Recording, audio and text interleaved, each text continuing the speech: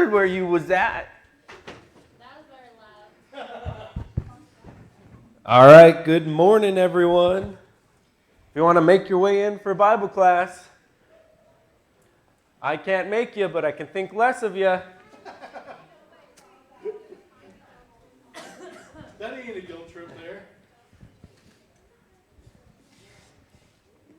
First Opinions, chapter 2, verse 9. If you're not at Bible class when it starts, how dare you? We're running late to begin with. Running late? We never run late at this place. It's kind of like we never drop the communion. I don't know if that's a we. JD's like, please take me out of this. That was...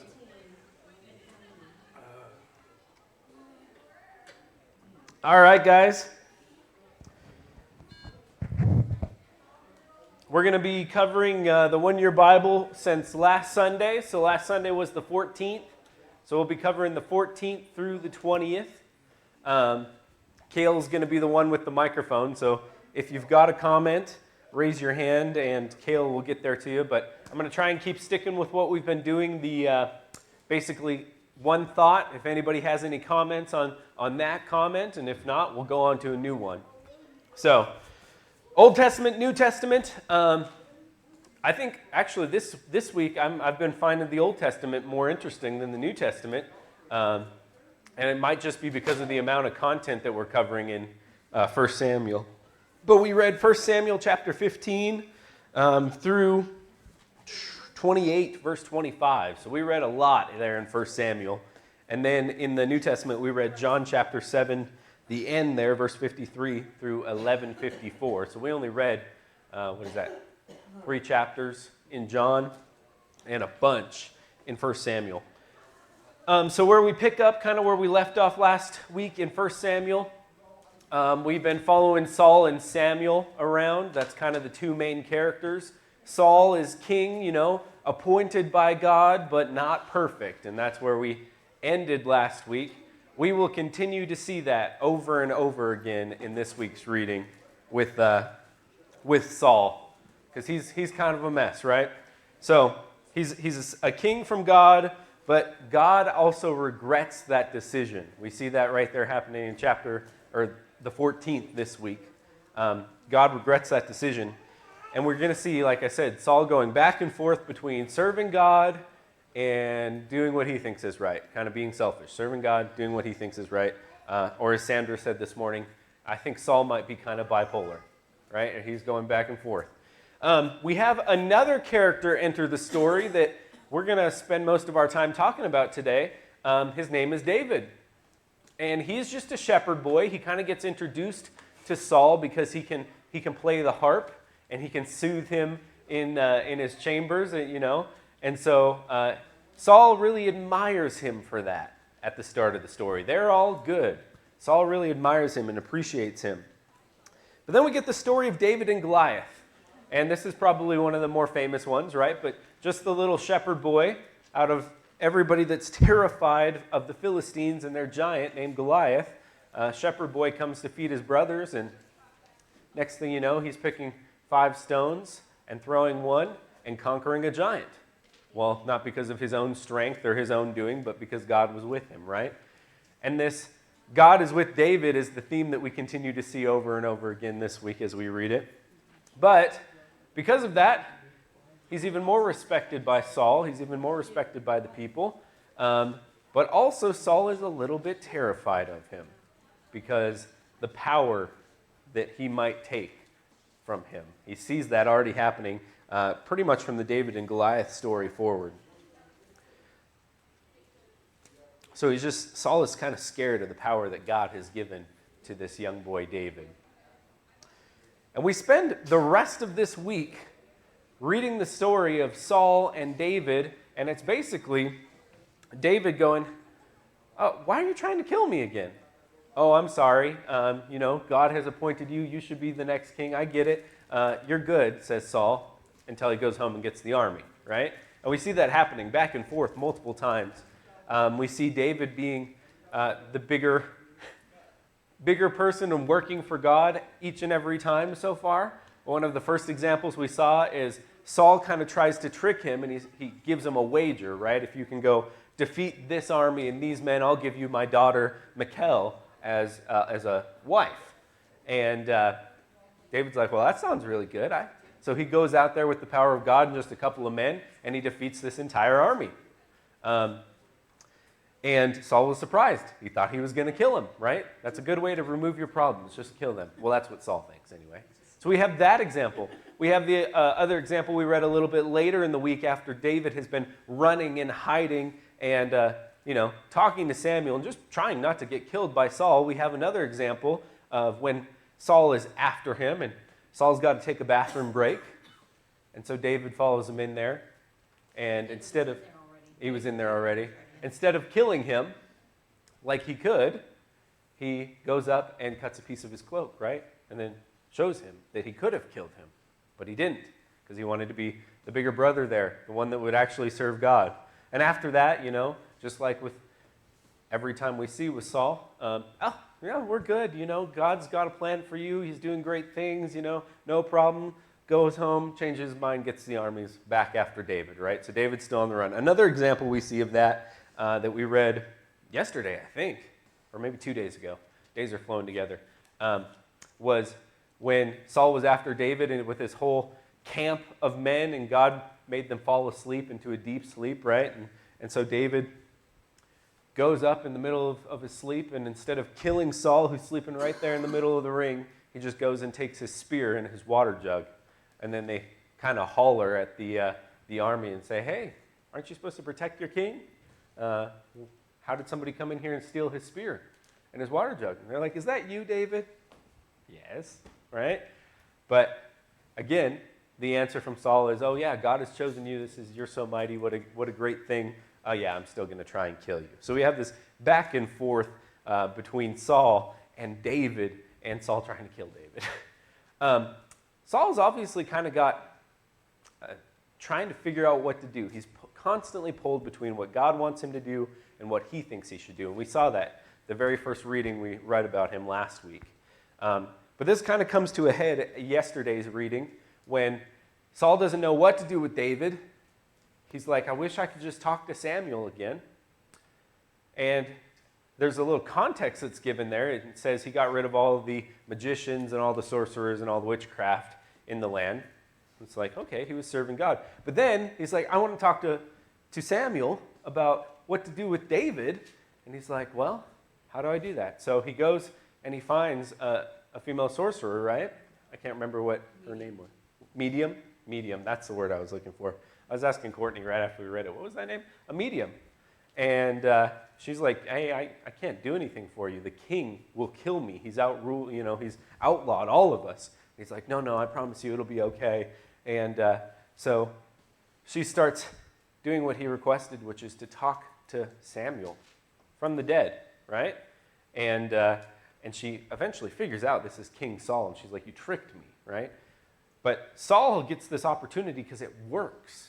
It's an interesting thing. I'm sure we'll have lots to talk about. It works. This medium, this female sorcerer, summons Samuel from beyond, and he gets there and he's like, why are you bothering me? The vision says to Saul, why are you bugging me, bringing me back? And, Saul, we see him being very reverent, falling on his face, laying down flat. And again, just trying to figure out his own mind of what he's supposed to do with David. Thank you, Courtney. Thanks for spilling coffee, too. So that was really, really interesting to me. Yeah, don't slip. That was really, really interesting. That was yesterday. That's my quick on the Old Testament. I'm sure we'll have lots to talk about there. In the New Testament, you could probably quickly sum up most of what we read is Jesus dealing with the Pharisees, right? We see Jesus and the sinful woman at the beginning of the week, and he tells everyone that's huddled around this adulterous woman about to stone her, and they're trying to trick him and saying, should we not? They know what the answer's supposed to be. But he just sits there, draws on the ground, gives them a minute, and his response is, the person without sin should cast the first stone. And one by one, they started dropping their stones and leaving, right? So, again, that was the Pharisees trying to get him into that spot. They kind of planned and brought that woman before him. Next, we have a good amount of his teaching, because he's not only teaching to the Pharisees, but to the crowd. So he shares how he is the light of the world, and you have to be walking in the light to be in the light. You can't be in the darkness. There's one team or the other, basically. He's calling out the Pharisees there as well. And he also, even though they didn't realize it, he's talking about his crucifixion right after that. He's talking, and they're like, how is this? He's talking about how he's going to go a place where no man can go, and how he's going to die. And what is he talking about? Well, he's talking about going to the cross. They just don't get it. And that's more specifically to the Pharisees as well. Because of all of this teaching and, again, just wrestling with these guys, he's accused of being the son of the devil. And I remember, we've read this accusation before, but he basically turns that back around on them and says, no, I'm the son of God. Again, another thing they didn't want to hear. Miracle we see him do this week is Jesus heals the blind man with a little bit of spit and some mud. And, it was on the Sabbath too. Oh, no, right? And so we see him healing. I just love the blind man's, the redeemed man's attitude about all of this. And he's like, hey, I came and told you that this guy came and healed me, and this is incredible. I was blind. And then they're like, wait, it's Sabbath. Who was that guy? He's like, I already told you everything. It's not my problem now. I can see. I'm going to go. And he's just got this positive attitude about it. He's not going to play their games. He's like, it was Jesus. Go talk to him. And that was really cool. He becomes a follower of Jesus as we see the story concluding there. Jesus uses, I don't know if I'd call this one a parable or just a teaching moment, but he uses sheep in a field and a pen, gates. He uses all of that to talk about not just sheep, but about people, the shepherd and the gatekeeper. And what he's really talking about there is, he says, I am the open gate that lets people in.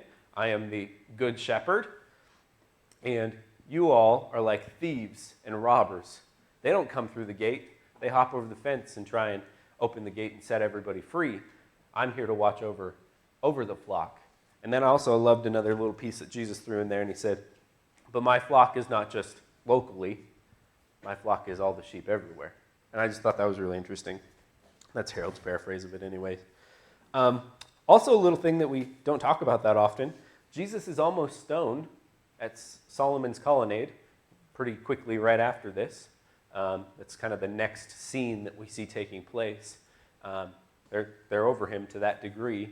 But kind of nonchalantly we read he just passes through the crowd. They didn't stone him. It's like it was not his time, I think, is what the scripture says. And then last but not least, we have chapter 11 in John that we read this week, talking about Lazarus and Jesus, but Lazarus. And so during all this stuff that's happening, Jesus gets word about his dear friend, the one he loved, right, is how the scripture would say it, his dear friend Lazarus. He's really sick. And as you read it, it kind of seems like Jesus isn't taking it too seriously, but it's because he knows that there's better to come, right? And so by the time he actually gets over to Bethany, Lazarus has died. And Lazarus is the brother of Mary, the one who wiped Jesus' feet, right? And Mary is sad and distraught, and she basically says, Jesus, why weren't you here? He wouldn't have died yesterday if you were here. But here you are, and he's dead. And Jesus says, no, he's just sleeping. And he goes and he raises Lazarus from the dead. But before that, we see kind of a very human, relatable part of Jesus, that he also weeps that his friend has died. But it wasn't the end of his story. So I think the story of Lazarus is pretty neat. All right, there was my quick and simple. I tried to do it a little quicker this week. I don't know. Maybe not. Okay, before we go to thoughts and questions, I would like help teaching this Bible class. So if any of our guys would like to do one of these Sundays, there's a sign-up sheet on the back wall there. There's somewhere I'm probably going to be gone anyway. I get that. But if you want to do just next Sunday, you sure can. I'm leaving it open for anybody.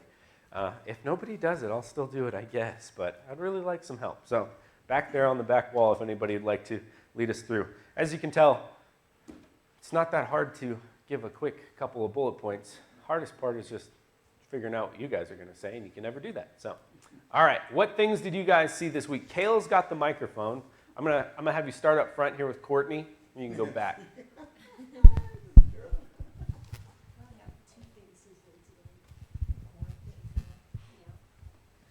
Okay, so the biggest thing that really kicked me in the pants this week was talking about Saul and David. And when Saul goes in the cave to use the restroom, and David doesn't kill him. And then again, David sneaks into his camp, looks at the spear right next to his head, and doesn't kill him, even though this guy is chasing him down, actively trying to kill him. He's just trying to play his harp, and this guy's trying to murder him. And his reasoning is, basically, in Courtney terms, just because he's doing something wrong to me, I can't sin against him. I can't do something against God. You know, we read the Psalms. We know that he wasn't happy about being chased around and trying to be killed. He wasn't happy about that. And he also, he was a man of war. He'd killed lots of people. So killing wasn't really the problem. The issue was that this is God's anointed. This is what God has decreed. I must obey God. And bringing that into application for us, a lot of times we have little toddler syndrome, right? Well, they did it first, right? Like, just because somebody has done something wrong against us, whether our friends or our family or politically or whatever, there's no justification for us sinning back. And I tell Harold this sometimes when I'm worried about me being angry or somebody else being angry maybe. I say, if I was the devil and I was looking to make someone sin, I would definitely use anger, because I think within 5 minutes and pushing the right pressure points or kicking them in the shins or spitting in their face or insulting their grandma, I could make someone sin against me. And I think if I was having a bad day, how long would it take the devil pushing the right pressure points to make me sin? Yeah. And sorry, it's a long comment. I'm still going. But there's no justification for sinning against God just because someone else has done something wrong against us. And on the flip side of that, if we do give in, my favorite quote, if you play stupid games, you're going to win stupid prizes. So That's not in here, though, just so you know. That's just some conventional wisdom. Hey, by the way, I forget to mention this sometimes. If you're not reading the one-year Bible, you want to, there's still some on the back. But even if you're not reading this, and you just hear the little recap of the things we're talking about, and you're like, I have a thing about David. I have a thing about David and Goliath I remember. Feel free to make the comment. We'll work through it with you. You don't have to be super knowledge to make a comment. Anything on to Courtney's here. Not causing David to sin, even though it was probably the most effective way to get him to. Try and kill somebody, yeah, I would think. I would think that'd be the most effective way to get them to turn against you and then, in turn, turn against God for a moment. But it applies to our life a huge bit, because how can you quickly get somebody to sin? Yeah, you probably tick them off pretty good, and you'll get there pretty quickly. Yeah, absolutely. All right, Nancy's up next. Well, this whole Saul and David, when Samuel came and he anointed David to be the next king, it wasn't like an immediate, it was years and years before David actually became and took on that role that God anointed him for. Hanging out in right now. And also when you read this, it says Samuel was old at the time he was anointing Saul, but he lived up until quite a ways after that, because it just mentions that he had died, Yes. and then David was going through all of this stuff, and Saul just hunted him down, and Saul did tell Jonathan, if we don't get rid of David, he's going to take the kingdom from you. And it was like he knew that David was anointed by God, but he still wanted his son to become the next king. Yes. And it goes to show that no matter what when God has a purpose to be fulfilled, that scripture of all things work for good for those who love the Lord, it doesn't matter. David didn't need to take it into his hands. David said, God will take care of Saul. I don't need to do God's work for him. He'll take care. I don't think he realized that Jonathan was going to die too, but he knew. And he did mention one time that Saul was going to kill him, which did not happen. But I've just when God says this is the way it's going to be, no matter what we do to stop that from happening, it's still going to happen because, we can't go against what God tells us. Yeah. And Saul was really, really, really trying to go against God and to change what the outcome was going to be. You can't change God's appointed outcome. Yeah. And David didn't need to step in and do it either because God was in control. But reading this whole thing Saul was merciless, just pursuing David. And this one story I just thought was so crazy, and I wanted to kind of discuss this. So let me see, I think it was the May 16th. Now David fled and escaped, and he came to Samuel at Ramah and told him all that Saul had done to him. And he said, Samuel went and lived at Naioth, and it was told Saul. And it always gets back to Saul where David's at too. Yes, absolutely. And those were those zips. Oh, those zips were just, they're always running to Saul. Hey, David's here. Yeah. I like those darn zips. And then, and he said, Samuel, okay, and it was told Saul, behold, David is at Naioth at Ramah. Then Saul sent messengers to take David. And when they saw the company of the prophets prophesying and Samuel standing as head over them, so they show up, they have all these people prophesying, Samuel there, and so the Spirit of God came upon the messengers of Saul, and they also prophesied. And when it was told Saul, he sent other messengers, and basically the same thing happened. And the third time, and they also prophesied. And then so he's like, I'm going to go up to Ramah. And I just think this whole story is crazy. And came to the great wall that and he asked, where are Samuel and David? And one said, behold, they are at Naioth in Ramah. And he went there to Naioth in Ramah, and the Spirit of God came upon him also. So the Spirit of God came upon Saul. He went there to kill David. Yeah. The Spirit of God came upon him, and he went and he prophesied. So Saul's also prophesying until he came to the Naioth in Ramah, and he too stripped off his clothes, and he too prophesied before Samuel, and lay naked all that day and all that night. Thus it is said, is Saul also among the prophets? Anyways, I got a mask to clean up.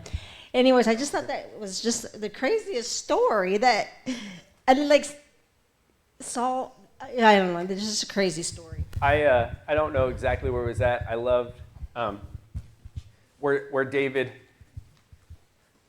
tells Saul basically, like, I'm not going to kill you, but God will give you your due justice. And he uses different words than that. And I kind of read that as I was like, there's a little bit of a snark in that. He knows kind of what's going on with what God's going to do. And I just thought that was really, really interesting. So another piece I didn't mention, in the middle of all of this Saul chasing David situation, one of the stories we have is about now David's second wife, Abigail. The reason that she becomes his second wife is because Saul's after him again. Her dad, or her husband, not her dad, her husband, right? Her husband's like, oh yes, I'm going to tell Saul where David's at because he's here and I know about that. And so she goes to David and says, hey, my people are about to turn you in. Is it not her husband? It is her husband, but that's the one where David goes because they've been protecting his sheep and everything. Yep, that's true. I don't remember her husband saying he was going to turn David in. No? Okay. Anyway, Abigail comes to him and kind of, gives him this whole backstory of how Saul's coming. And he really admires her and he marries her. So there's a little interesting thing there. Well, Nabal even said, well, who is this Jesse? He was a Hagelite, which is the tribe of Judah. It's like, well, he's like, well, who is this? He's not greater than me. Yeah. Attitude. Yeah. That's actually where my comment. All right, Kale. Get them over here. They're trying to run away from you. for it. You guys can just share it for a second if you're working together. So I was bringing it back to the 14th when they go out to find David in the first place, and like Jesse brings all his sons, and he's like, well, no, like none of these guys are it. And one of the comments is the Lord does not look at things people look at. People look at the outward appearance, but Lord looks at the heart. And like I just highlighted that because I absolutely love that one. Great verse. But because they're trying to find David like without knowing that it was David. Yeah. We did a VBS thing, or I don't know, it was a few years back in Sydney. So it was probably like 2015 or 2016, and we had that as a song. Man looks at the outward appearance, but the Lord looks at the heart. Ooh, ah. That was our whole song. It was not very complex. But that's a really good verse, right? That's a good thing to remember. It's not just for David and Saul. It's for us to this very day, because God's looking beyond what we think's happening. Yeah. All right, Jen, did you have more there? Or? Yeah. Anything to build on what these ladies had to say? Sort of? All right, up here to Terry. Let's do it. We'll take a sort of.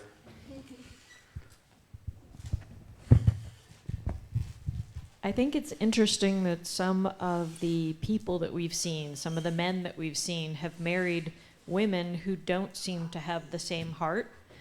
Because we have David, a man after God's own heart. And what does his wife put in the bed after he escapes? It's an idol. An idol. We talked about that. Anybody notice that? That she had a household idol that she could put in that bed and put goat's hair on the top of it to pretend it was him. Yeah. Yeah, and that was wife number one, right? Yeah. Michael? Mikkel. I had two friends up in Bozeman, and they were brothers, and they were called Michael and Mikhail. And I was like, that's where we're at, somewhere in between there. Mikhail. There you go. Yeah. It's very interesting. And that's Saul's daughter, too, which, again, playing into the Saul with God, Saul not with God, back and forth. Look at his family a little bit. Just like you can people to this day. You can look at their family and see who they're really with. And he went and married her off to somebody else. Yeah. Yeah. Absolutely. All right. Well, what new topics do you guys have? Jen's over here. Good job, by the way. Give Cale a round of applause. He deserves one every week. Actually, kind of on the same subject, if you look at Abigail, she had a heart for God. She knew that what Nabal had done was wrong. And she praised David and used his leadership because of God for a good purpose, and that was to calm down David's anger. Mm-hmm. She knew that what David was doing was going to be correct, but it wasn't what God would have wanted. And I think she had a heart for God. Yeah. And that brings me into, I don't think, She was scared. She was scared. I don't think, She was intelligent, so She had to do something, and David was going to come and destroy her husband and everything. so she became his wife. Anyway, one phrase that I pulled out of this week, I don't know if Courtney appreciated it as much as me, but there's a difference between what is right and what is righteous. And oftentimes we think that they're the same thing, right? We actually use the term righteous anger sometimes to mean like what is right in our minds, right? But in this context, it would be right every time for David just to eliminate Saul for trying to kill him all of these times, just to kill him, right? But that would be right from the human standpoint. But he loses focus once or twice, but really his main focus is not to do what is right, but to do what is righteous before God. And he knows that he's to come after Saul, in the kingship, and God will take care of that plan. So he's more focused on God's plan than taking care of it. And Saul's kind of fallen the opposite way. He's more focused on his plan than God. and and when she's talking to him, she says, "The Lord your God will certainly make a lasting dynasty for my Lord." She Yeah. knows what God's plan is. I think. I feel. At least some understanding of it. Yeah. Yeah, absolutely. Nancy she had a hand, so she's following the rules. Oh, He's coming to you. got distracted. There was something about Saul and David. All right, I don't want to make us leave Saul and David yet, but Okay. What's that? All right, so what do you guys think about, this is kind of connected to Saul and David, how do you wrap your head around Saul summoning Samuel from beyond the grave and seeing him and it working? Has that ever kind of... Oh, not only that. What? The fact that Samuel could tell the future too. Oh, yeah. Told him what was going to happen. Yeah, that's true. Scared the snot out of the people. Yes. The medium was terrified the entire time. And then she forced Saul to eat. And she didn't just like get him some cheese and crackers. She went and slaughtered and baked bread. And I thought that was really interesting too. So, all right. Nancy, did you have a thought on that? Or? I did. All right, it's okay. We're fine. Courtney, we'll go next. Kale's coming to you. He's on it.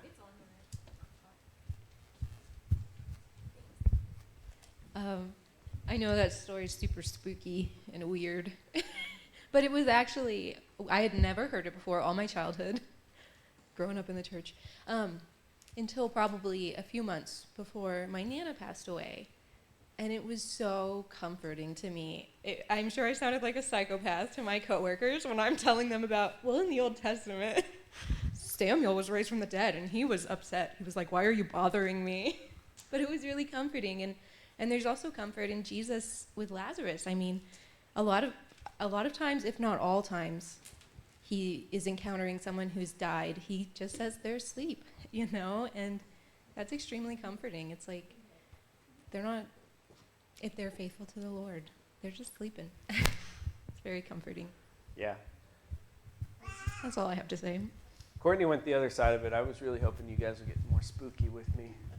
Talk about the medium a little more. I think this can still happen. We're wanting to stay away from those people and not open those doors to allow demons to come in. Well, Start messing with that stuff. now we have the It's real. opposite. You We just have stay away from it. we have the opposite. I completely agree with you. That's my whole thing about ghosts and spirits in general. I don't mess with them, right? But now this is the part that made me just go like, we've got Kim next, probably, Kayla, if you want to go there. But it was, how do I say this without you guys stoning me afterwards? God used this dark art, right? This medium, this sorcerer lady, for Saul to speak to Samuel to say God's plan. And in our brains, and this is just the human factor coming in here, in our brains, we're like, well, like Nancy just said, that's evil, spooky, bad juju stuff. Like, I am not going to try and summon anybody who is dead and lives in my residence, right? Like, I'm just going to leave that alone. But here we have that actually happening because the medium's arm is twisted by Saul, and then God using it. So I think sometimes we think, basically, this dark art stuff is like beyond God, and that's why it's scary, it's bad, and it can pull you into evil. And maybe, but also God has power over it because he brought Samuel to Saul, had Samuel tell him the future of God's plan. And so that was obviously from God happening right then and there. And that kind of just blows my mind. Like, yes, I don't mess with the spooky. I don't mess with the spirit world. I don't want to meet any ghosts. I don't want to talk to a medium. None of that. Only the Holy Ghost. But God can still use it. And sometimes I guess we can't get in that headspace. But here, that's what happened. All right, Kim and Sandra, and see where we go. Whew. Well, and my thought on it is just Saul's so back and forth anyways that, like, I think I just kind of glossed over that because, like, you already know he's Yeah. going against all the time. But, yeah, it, like, makes sense that God was like, okay, Saul, like, you're not listening, bro. Like, I got to figure out how to get you to listen. So if you're going to do this, here, let me use this. Yeah, and I think that's just a good perspective to think even God could use that, even though it's summoning the other side. Let's go Sandra up here, Kale, because I want to keep people in order. She might have something good. She's smiling like she's going to wreck my world. It's okay. My world was already wrecked. The fact that God used a sorcerer, a medium, talk to the dead. Yeah, creepy stuff. Okay, I'm trying to think how to word this not to freak people out. God does use people who have different gifts or whatever. I don't know if you could consider it a gift or a curse. But there is something there, and that's why we're told to stay away from it, because it can be dangerous and can be evil. Yeah. But they're going to kill me. It's not all evil. God uses it for good. I'm not saying. I know what you're thinking, and I'm not going to say it. It can be used for good. If it's used for good in God's glory to bring honor to his name, fine. And that's what happened here. It brought honor to God's glory because Samuel could tell him, you fool, why'd you come and get me? Yeah, well, and I'll even give it a little more power to what Sandra's saying there. If God is using it, it is useful, it is powerful, right? And we can even give credit where credit's due. If Satan is using it, it's equally powerful for his cause, right? And that's why I'm telling you to stay away from all the supernatural stuff. Yeah. All right. Nancy and then Brenda, and then we'll see where we go. Do we have one over here too, Jen? So Nancy, Brenda, Jen. I know they're not in order, but. Okay, so reading this, so one of the places David runs to escape is to the Philistines. Mm-hmm.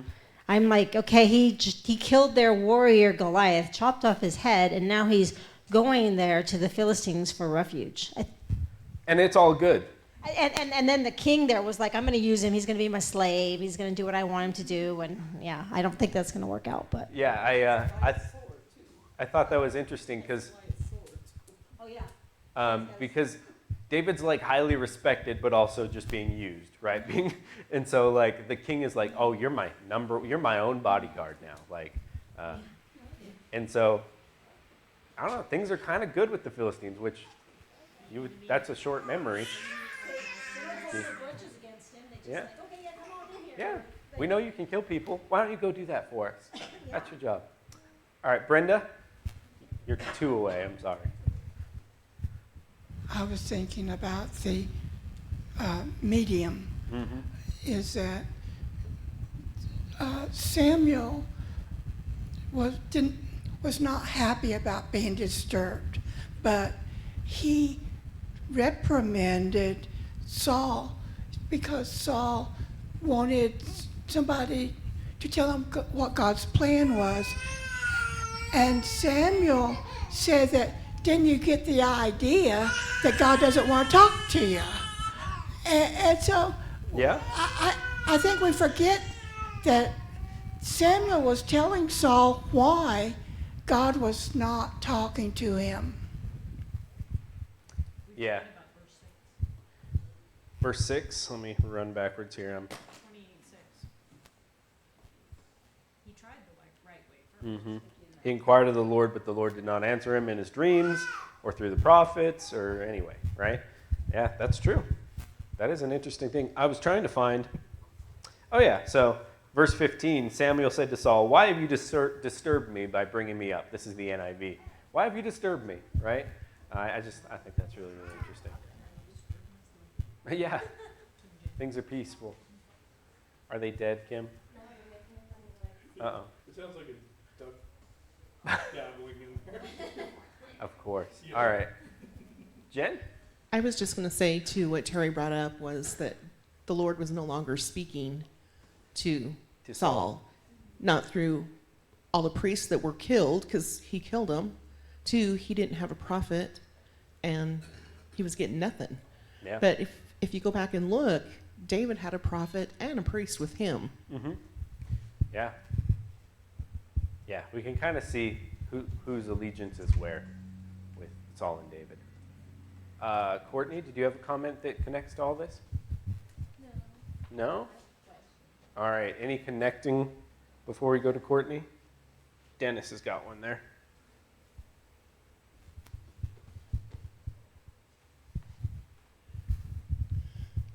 We see there too, Samuel told Saul that in another day he'll be with him.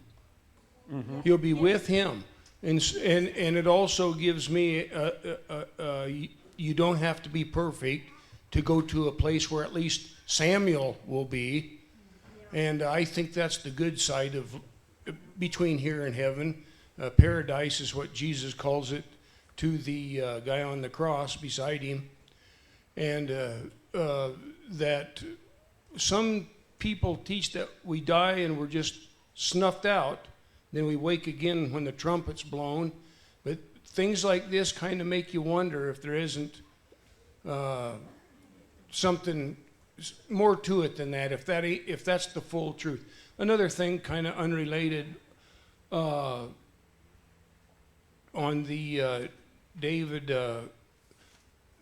the Saul's jealousy started when they were coming back from military victory, and all the women were praising David 10 times more than Saul.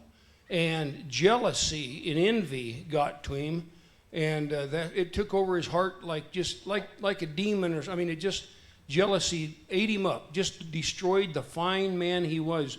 You read about him before that moment, and almost everything he did was all positive, and he was the one that God gave to him when they demanded a king, and spoiled brats wouldn't take anything. God said, "Okay, you're going to have a king. I want you to have this one. This is the." Yeah.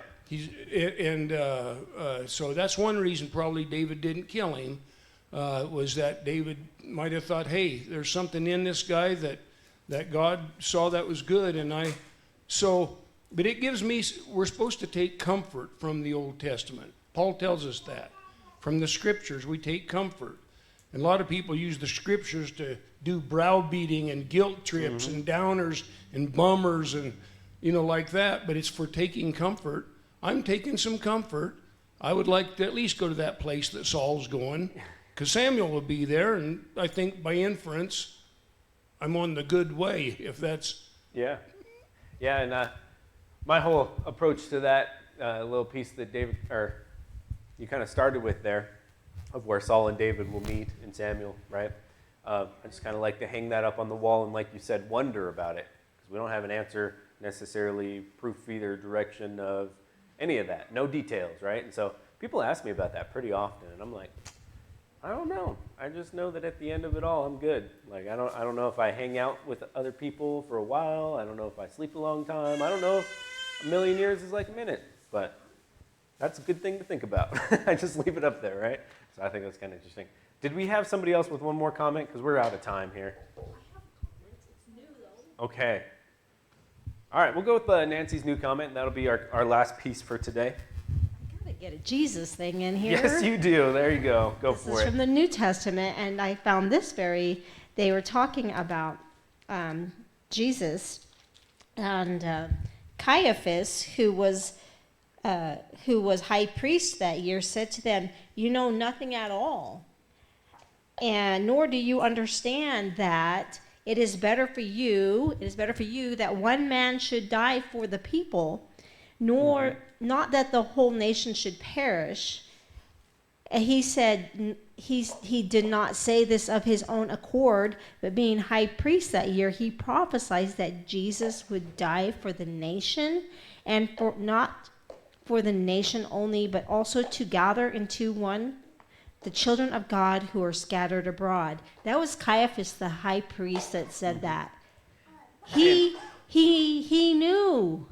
Well, God knew, and He spoke it. And they didn't wrap their head around exactly what that meant. Maybe I should say. And he's saying, you don't know nothing. Yeah. It's better because he basically knows Jesus is going to be sacrificed for the world. And he, like you said, he prophesied it. He spoke it to the people. He preached it. That's the word we'd use, right? Preach it. But at the same time, this is the same group of people that he's in charge of is the one that is going to do it to Jesus and kill him. And again, didn't even wrap his head around what he was saying on behalf of God was the truth, right? And again, thinking about just the nation, this guy, we'll probably kill this guy so we don't kill the whole nation. He didn't realize what that meant. One will die so that everyone doesn't have to. That's exactly the point. So.